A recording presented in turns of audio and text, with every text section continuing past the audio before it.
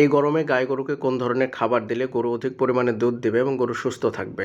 দেখতে পাচ্ছেন আমাদের এখানে খাবার আছে মূলত দুটো। একটা হচ্ছে কলার চারা, একটা হচ্ছে পালং শাক। এখন যেহেতু পালং শাকের দাম একদমই কম, তো অল্প টাকায় অনেকগুলো পালং শাক পাওয়া যায় এবং সঙ্গে দিয়েছি কলার চারা। কলার চারা যে এতটা পুষ্টিগুণ সম্পন্ন খাবার গরুর জন্য, বিশেষ করে আপনারা কল্পনা করতে পারবেন না। এটাতে সব দিক থেকে গরুর যত ধরনের ভিটামিন প্রয়োজন হয়, শরীরে যত ধরনের প্রোটিন প্রয়োজন হয়, সব কিছু এর মধ্যে থাকে।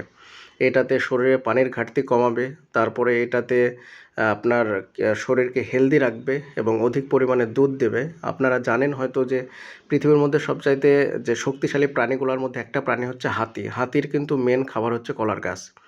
তো সেই হিসাবে কলার চারা গরুকে খেতে দিতে পারেন। আর এটা যেহেতু হলস্টাইন গাই, অধিক পরিমাণে দুধ দিচ্ছে, যার কারণে এর শরীরটা একটু মানে হালকা পাতলা হয়ে আছে, কিন্তু এমনি শারীরিকভাবে সুস্থ এবং হেলদি।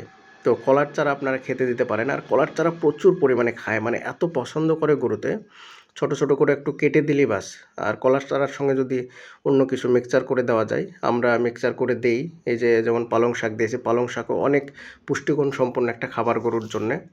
তো গরু পালতে হলে মূলত একটু হিসাব করে, যদি একটু বুদ্ধি করে যদি গরু পালা যায়, যে কোন সময় কোন খাবারটার দাম কম, এইরকমভাবে যদি একটু বিবেচনা করে যদি গরু পালা যায়, তাহলে অধিক পরিমাণে লাভ করা যাবে। বাড়িতে মানে একটা দুটা গরু পেলেও লাভ করা যাবে। তো এখানে দেখতে পাচ্ছেন আমরা যখন যেটার দাম কম হয়, যেমন ফুলকপি বাঁধাকপির দাম যখন কম থাকে তখন ওইটা খাওয়াই। তবে খেয়াল রাখতে হবে যে ফুলকপি বাঁধাকপি অধিক পরিমাণে দেওয়া যাবে না।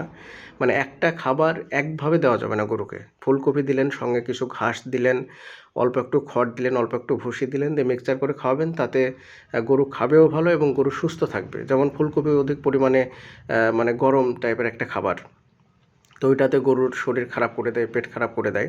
আরও একটা জিনিস খেয়াল রাখবেন, এখন যেহেতু হালকা এখনও শীত আছে, মানে শীতের শেষের দিক, মার্চ মাস, তারপরেও ঘরে আমরা সবসময় লাল লাইটগুলো জ্বালাই। লাল লাইট জ্বালালে কি হয়, যেগুলোতে ঘরকে প্রচুর পরিমাণে গরম রাখে, হিট রাখে। আর ঘরকে সবসময় পরিষ্কার রাখবেন। দেখতে পাচ্ছেন আমার ঘর সবসময় পরিষ্কার এবং ক্লিন রাখবেন। ঘর সবসময় শুকনো রাখবেন, তাতে ভাইরাস সংক্রমণ কম হবে, গরু সুস্থ থাকবে। তারপরে গরুর মন ভালো থাকবে। আর যখন গরুর সব কিছু ভালো থাকবে, তখন কিন্তু গরু গ্রোথ ভালো করবে বা গ্রোথ ভালো হবে এবং দুধও অধিক পরিমাণে দেবে। আর খামারিরা যে যাই বলুক, গরু বা পশু জাতীয় যে পশুদের মেন খাবারই হচ্ছে কিন্তু সবুজ ঘাসপালা। আপনি যত বেশি সবুজ ঘাসপালা, কাঁচা ঘাসপালা দেবেন, তত বেশি তারা সুস্থ থাকবে। এটাই হচ্ছে মেন কারণ। অনেকে বলে যে কী করলে গরু সুস্থ থাকবে বা গরু অধিক মোটা তাজা হবে।